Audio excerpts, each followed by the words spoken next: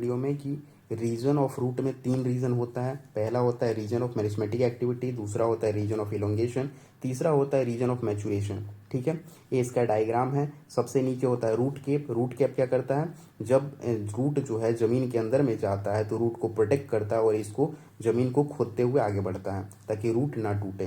फिर उसके बाद region of meristematic activity root cap के बगल में होता है। फिर रीजन ऑफ मेरिस्मेटिक एक्टिविटी के बगल में रीजन ऑफ इलोंगेशन होता है। फिर इसी के बगल में रीजन ऑफ मैचुरेशन होता है और रीजन ऑफ मैचुरेशन में ही रूट हेयर मिलता है। अब तीनों रीजन का काम क्या है, तो रीजन ऑफ मेरिस्मेटिक एक्टिविटी का काम क्या है कि ये जो होता है, पहली बात तो ये बहुत स्मॉल होता है, बहुत पतला इसका दीवार होता है और डेंस प्रोटोप्लाज्म होता है और इसका जो सेल होता है रिपीटेडली बार बार डिवाइड कर रहा होता है। और इसमें जो होता है रूट केप होता है। रूट केप क्यों होता है, रूट को कवर करके रखता है, थिम्बल लाइक स्ट्रक्चर होता है और ये रूट को प्रोटेक्ट करने का काम करता है जब सोइल के अंदर में रूट जाएगा तब।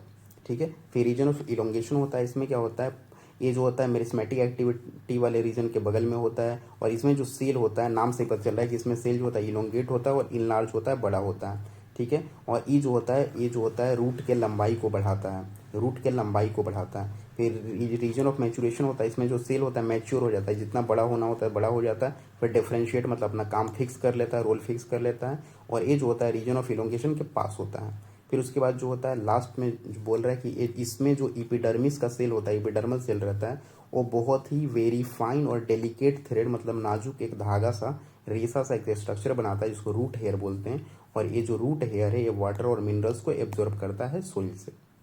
तो इतना ही इसके बारे में पढ़ना था। अब यहाँ से इससे बाहर तो क्वेश्चन नहीं आ सकता। मोर देन एनफ है, सारे एनसीईआरटी कवर हो गया। आराम से रिवाइज करें, पढ़ें। All the best.